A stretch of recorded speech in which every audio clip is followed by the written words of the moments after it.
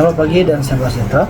Saya Dennis Cenana Dixon daripada kelas SPE 1, dan kami di kumpulan ini akan membentangkan tentang unit 80, iaitu melawan kebakaran. Terdapat banyak poin yang ingin kami bentang dari 80, 81 sampai 89 ya. Jadi dekat sini kita mulakan dengan permulaan ya, pemuka kata.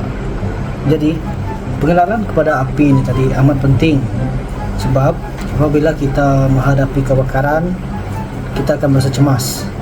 Jadi apabila kita merasa cemas, kita merasa susah untuk berfikir dan menyelamatkan diri. Jadi pengenalan, jika kita mempunyai pengenalan kepada api ini tadi, kita mampu menghadapi dan mengenalikan diri sendiri serta menyelamatkan harta benda di sekeliling kita. Ini tadi mampu menyelamatkan nyawa dan harta sekeliling, memberikan manfaat dan kebaikan kepada kita jika kita ada ilmu pengetahuan tentang perkara ini. Selepas itu kita bergerak kepada punca terjadinya api. Sekarang ni kita semua tahu terdapat banyak punca berlakunya api ini tadi.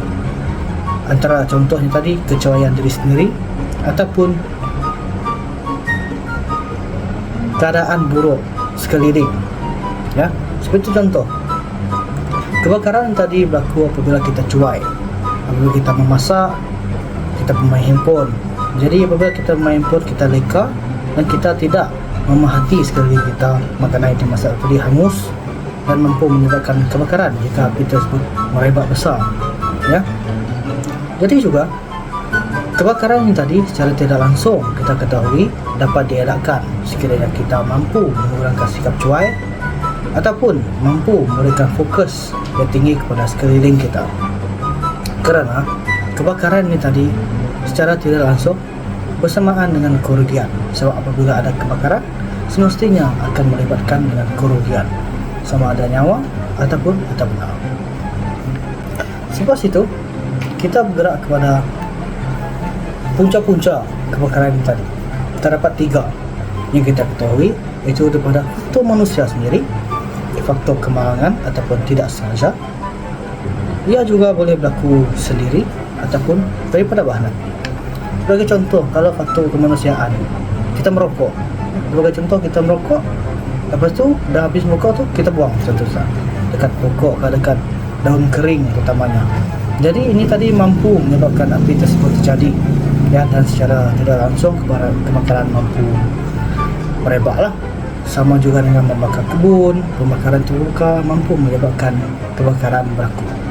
Dan juga kanak-kanak juga mampu menyebabkan kebakaran, sebab kadang-kadang mereka bermain api. Sampai situ api ini juga mampu berlaku sendiri ya, sebab daripada geseran, daripada cuaca yang terlalu panas, dan juga petir. Begitu juga petir menyambar pokok mampu menyebabkan kebakaran.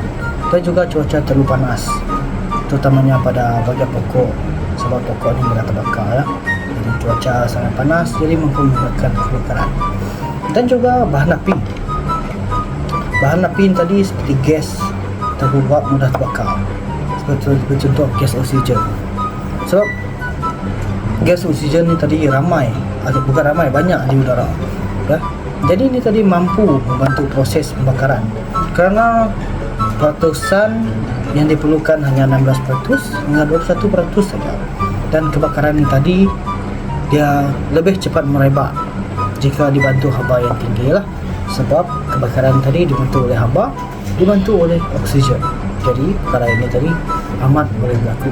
Baik, itu saja daripada saya. Terima kasih. Salam sejahtera, nama saya Dewi Jiman, Meniko dari SPE 1.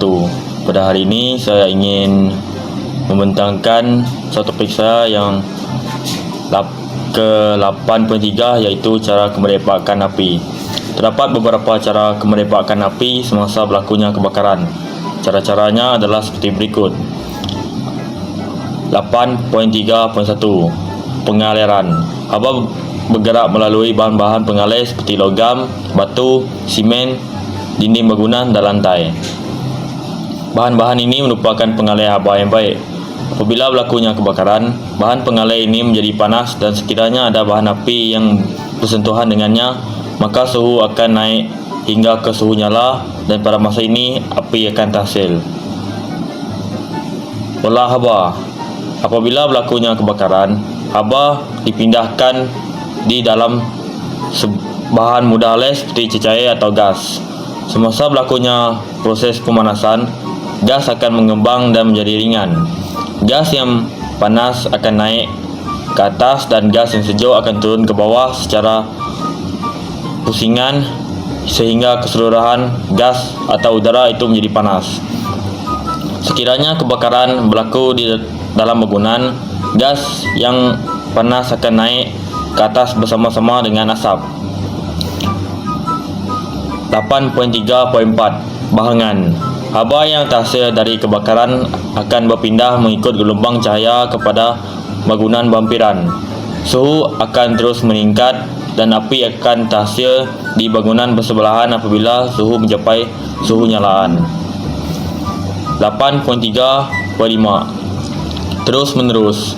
Situasi ini berlaku disebabkan kombinasi pemindahan haba daripada 2 atau 3 faktor yang telah dinyatakan di atas. 8.4 Kelas-kelas api. Kelas A, kayu, kertas, kain, sampah serap dan lain-lain. Medium pemadaman yang sesuai menggunakan air dan debu kering.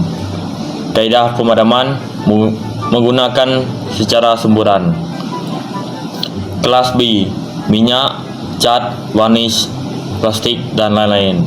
Medium pemadaman yang sesuai menggunakan air, buih, gas dan debu kering.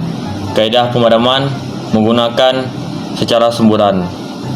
Kelas C, gas butana, gas propana, gas asetilin, gas hidrogen dan gas amonia. Medium pemadaman yang sesuai menggunakan debu kering, karbon dioksida dan gas. Kelas D, logam potasium, logam sodium, logam kalsium dan logam magnesium. Medium pemadaman yang sesuai menggunakan debu graphite, soda es, pasir kering dan debu kering. Sekian itu saja daripada saya. Salam sejahtera kepada semua. Saya Jibril dari SB1 ingin membentangkan topik pemadam kebakaran. 85 alat pemadam kebakaran dan fungsi. Yang pertama, asal pencegahan kebakaran.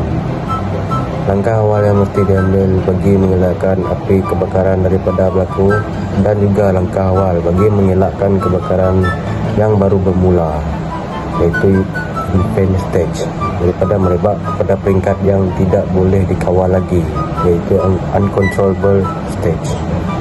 Yang kedua, alat pemadam api kecil. Alat pemadam api kecil merupakan salah satu medium pengawalan permulaan kebakaran sebelum keadaan bertambah serius. Ia boleh dikendalikan oleh manusia secara manual dan boleh bertindak mengawal dan memadam kebakaran secara berkesan mengikut kelas api tersebut. Ini secara tidak langsung mampu membantu menyelamatkan nyawa dan harta benda dengan pemadaman kebakaran di tingkat kawalan. Yang ketiga, jenis-jenis alat pemadam api kecil, yaitu jenis air.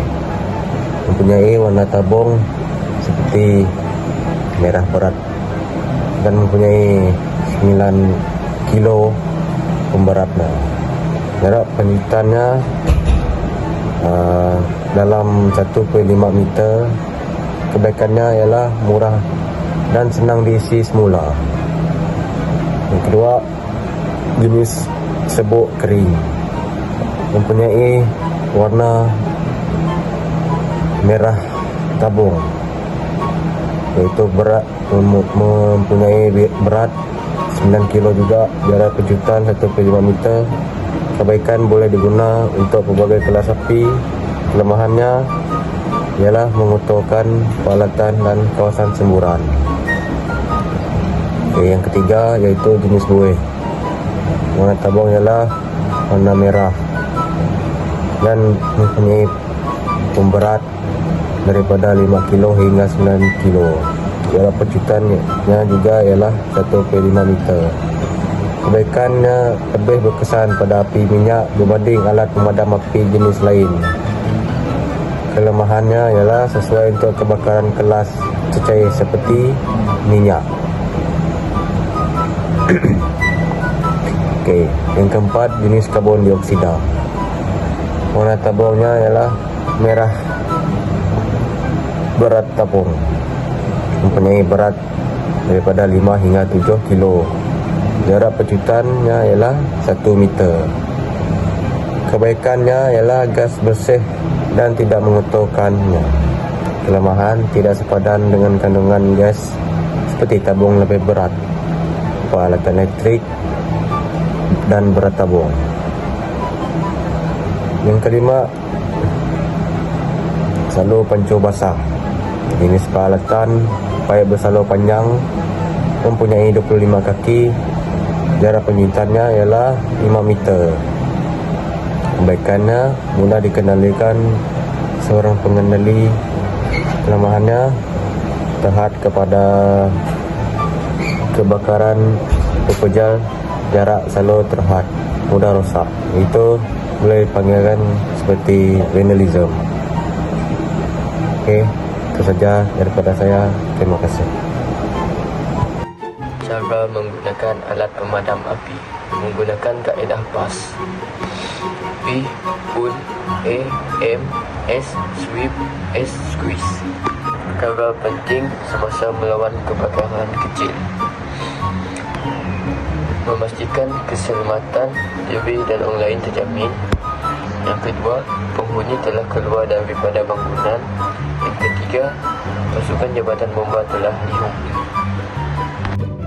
Tempat alat pemadam api ialah di tempat yang mudah dilihat, tempat yang mudah dicapai dan laluan keluar. Seterusnya, kita beralih kepada 8.9. Apakah yang anda perlu tahu sebelum membeli alat pemadam api kecil? Pastikan mendapat maklumat yang lengkap daripada pembekal mengenai cara pemakaian, pemasangan dan penyelenggaraan. Hubungi Jabatan Bomba dan Penyelamat yang berhampiran untuk mendapatkan kepastian. Pastikan mempunyai tanda sirim. Alat pemadam api penting sebagai langkah awal menangani kebakaran sebelum ianya merebak. Ingatlah APA. Amat penting agar anda membunuh api sebelum api membunuh anda. Itu sahaja pembintangan daripada kumpulan kami. Sekian, terima kasih.